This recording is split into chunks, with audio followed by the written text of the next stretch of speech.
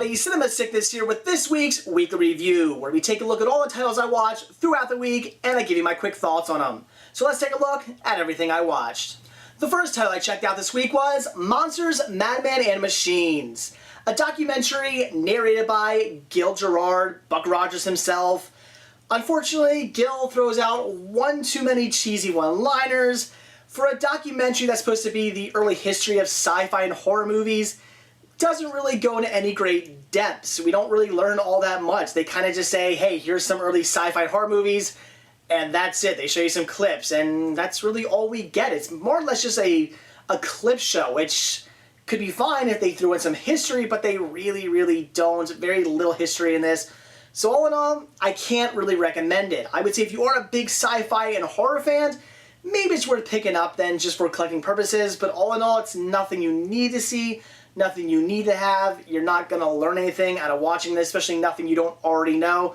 So really, I would say only if you're a die-hard sci-fi and horror fan, that's the only reason you need to check this one out and possibly pick it up. The second title I watched this week was CKY4, The Latest and Greatest. Now, as I said when I first picked this up, I had seen some CKY back in the day, and I didn't really care for it very much. I was a big fan of Jackass, but I just didn't like CKY. But I really couldn't remember the reason why I didn't like it, and now that I watched it, I kind of remember. Although I did enjoy this, and I did like it a lot more than I did years ago when I first saw it, I know the reason why I liked Jackass and why I didn't like CKY all that much. And that is because in Jackass, yeah, they mess with people, they do some, fucked up things, but they're not going kind of overboard with messing with people. I mean, they might do it kind of in like in a joking, goofing sort of manner, but they're not being complete assholes. And even when they do something that's kind of messed up, like go into a department store and break something or whatnot, MTV's paying that department store back. It's not like they're going and breaking something and leaving and they're out in that department store screwed out of the money. No, MTV's going to pay them back, because if they didn't, there'd be a nice big lawsuit on MTV's hands.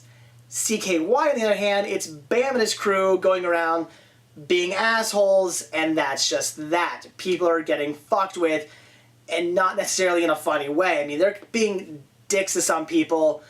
Mike V pops up in this every now and then. Bam's skating around with Mike V a bunch, and just watching the way Mike V acts to some people, there's this one scene I just wanted to kill these people. They're skateboarding, Bam and Mike V and maybe some other people are skateboarding in this parking lot. A guy comes up and he's like, this is private property, you gotta leave, and blah blah. They give him a hard time, and Mike V grabs him by the guy by the throat, and they're gonna fight him and stuff. It's like, are you fucking kidding me? I love the part where Bam's like, private property, what are you talking about? This is a parking lot. Parking lots are private property. Somebody owns that parking lot, you fucking idiot.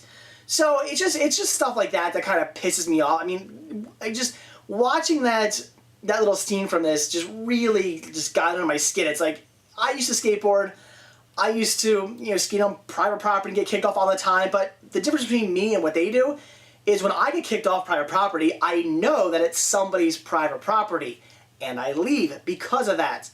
When they get kicked off somebody's private property, they cause a huge big stink and try to fight the guy kicking them off.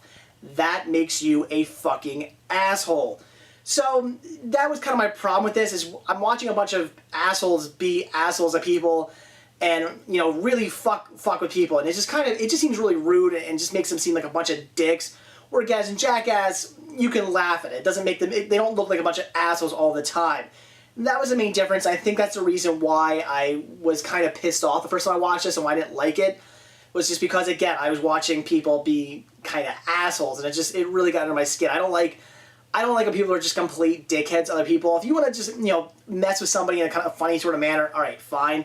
That's funny. Hell, I do that every now and then to my friends and stuff. But if you're going to be a dick and, destroy people's property and try to fight people and just, when they shit on a window and things like that, again, when it's MTV shitting on a window, somebody, it's probably fake and, people are getting paid and stuff. But on this, it's just somebody being an ass and, putting shit all over somebody's private property. It's just things like that that kind of got under my skin while watching this. I did enjoy it more this time. I think my first problem was I couldn't look past all the stuff. Anytime anybody in this movie was being an ass, it just really stuck with me and I just couldn't get past it. And anytime anything actually funny happened that I would have normally laughed at, I was just thinking about, wow, these people are assholes. So I had a hard time kind of getting past that. But this time in watching it, I'd watch a scene where they were assholes, and then I'd watch a scene where they weren't being assholes, and I could laugh. So I got into it more this time around. So would I recommend CKY? Yeah, to some extent. I guess if you like Jackass and Viva La Bam and stuff like that, yeah, you're probably going to want to check it out. I just don't think it's as enjoyable as Viva La Bam or Jackass, but all in all, it's okay. If you like those shows, I guess pick it up. The third title I watched this week was She Creature, based on a sea creature. Yeah, get it? I had actually seen this movie before, which I didn't realize. When I picked this one up, I said to you guys, I'm assuming it's some kind of species knockoff. I was just assuming that by the cover art there, and I was completely wrong. Like I said, I have actually seen this before, which I didn't realize until I started to watch it. And as I got more and more involved in the movie, I thought, hey, I've actually seen this before, and I remember watching this on HBO back around when it first came out. And it's mediocre, all about a mermaid, and there's this guy who runs a sideshow, but it's all a big fake sideshow, as sideshows a lot of times are. But he finds this creature, and he actually wants to, market it and put it in his sideshow because it's a real life mermaid, and he wants to have it in his sideshow to make lots of money. Well, the girl he's dating, it starts to they capture it, and the girl he's dating, it starts to fuck with her mind and stuff, and all this craziness happens, and the sea creature starts eating people, and it's just a very mediocre, not really all that great horror kind of sci-fi creature feature movie. It is just mediocre. I really wouldn't recommend it. I mean, if you're really curious, I guess pick it up, but for the most part, it's nothing you need to see. I did find it to be extremely mediocre. I was kind of bored with it at certain parts, but all in all, I guess if you like creature feature movies, it's worth checking out, but otherwise, it's nothing you really need to see. The fourth title I watched this week was Little Ninjas, not to be confused with the Three Ninjas or even Surf Ninjas. This actually, if I'm not mistaken, came out before Three Ninjas, so I'm guessing a movie about ninja kids, and then they kind of probably, since it was out a few years before Three Ninjas, they probably just changed the title and marketed around Three Ninjas, because if I'm not mistaken, this wasn't originally called Little Ninjas. It had a much longer name. But would I recommend checking this one out? Yes, I would. If you like Three Ninjas, and you like just that really cheesy early 90s, like family-friendly kids movies, if you like those, this is worth checking out. This was kind of fun, actually. It's cheesy, it's ridiculous, it's Three Ninjas-ish. So if you like that, yes, this is actually kind of worth picking up and checking out, as it was fun. Again, it's cheesy, it's ridiculous, it's over the top. The acting is just wretched, it's just completely horrible. The fight scenes, oh my god, they're just, they're so bad. The people they have fighting, I'm pretty sure, don't know martial arts at all. It's like me trying to do martial arts. I'm just throwing my hands around and pretending like I'm doing something. Now, that's what we get a lot in this movie. So it's pretty ridiculous. But all in all, again, if you like early 90s, just family-friendly kids movies, and you want to watch something just goofy that just kind of brings you back to that time of your life, this is worth checking out. Again, the best way I would describe it is if you want to see a more low-budget Three Ninjas, and you like Three Ninjas, then yeah, check this one out. The fifth title I watched this week was Next. And I'm kind of upset that I waited so long to check this movie out. I have no idea why I kept passing this one up. I see it all the time for $5, even on Blu-ray and DVD, but I just always pass it up, and I made a huge mistake because I really enjoyed this movie. I thought it was a lot of fun. Nicolas Cage can see, I think, 2 minutes into the future. He knows things that are going on, but the FBI ends up wanting to, they find out about him, so they want to basically capture him, because the FBI in this movie is a bunch of, they're dicks. They are complete assholes in this movie. You do not like the FBI in this film. You are not on their side. But they want to capture Nicolas Cage because these terrorists have a nuclear bomb that are going to explode, and they figure if they get Nicolas Cage to help, they can use his powers, kind of look into the future and find out where this nuclear bomb is, and it's kind of ridiculous, but it is a lot of fun. But like I said, all throughout the movie, the FBI, they're really being assholes. They're not being very nice. They're trying to, again, capture them. and basically do experiments on him. It's just, they're really turning the guy into a guinea pig, and you just don't like him. They are the bad guys a lot throughout this movie. But again, very enjoyable story, and what I'd recommend. Nicolas Cage was great in it. I love Nick Cage. He hams it up a lot, but who cares? It's Nick. You expect that. He just does a great, great job in this movie. Jessica Biel does a great job as well. Julianne Moore's great. So all in all, I would actually recommend checking out Next, especially if you are a Nick Cage fan. The sixth title I watched this week was Cartoon All-Stars to the Rescue. And holy hell, this was absolutely amazing. This is a 30-minute PSA, an anti-drug PSA. Kind of sounds stupid, doesn't it? It's even... George and Barbara Bush actually introduced the cartoon. It sounds like it'd be pretty bad and pretty cheesy, but it is not. This takes some of your favorite 80s and early 90s cartoon characters and throws them all into one 30-minute cartoon. And we're not talking, really bad John stuff. We're not talking other people doing voices. No, these are the original actors doing the voices, all drawn up the same way you've come to love the animation from these characters. We have people like Alf, Bugs Bunny, Daffy Duck, Pooh Bear, the Smurfs, Kermit the Frog, Miss Piggy from Muppet Babies, Garfield, Huey, Dewey, and Louie, Gonzo from Muppet Babies, Tigger, Alvin and the Chipmunks, Slimer. I mean, you just have so many of these great characters. And I just realized on the front here, they don't actually show Michelangelo. Michelangelo from the Ninja Turtles pops up in this one as well. Just fantastic to see some of these just amazing animated characters all come together in this one 30-minute cartoon. And even though it is an anti-drug cartoon, it doesn't go too overboard. They're never throwing it in your face. Whoever wrote this is a genius because you really get into the story. They're not just constantly saying, don't do drugs, don't do drugs, don't do drugs. You're not throwing it in your face and cramming it down your throat like a lot of other PSAs I've seen do to kids, which really make kids uninterested and turned off, and they want nothing to do with what they're watching. No, in this one, it feels like you're watching a real cartoon episode that just happens to be around not doing drugs. So this is absolutely amazing.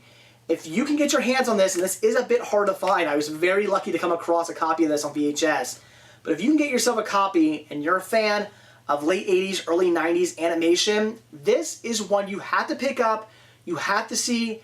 It's brilliant. I spent all 30 minutes just with my jaw to the ground just in awe of what I was watching.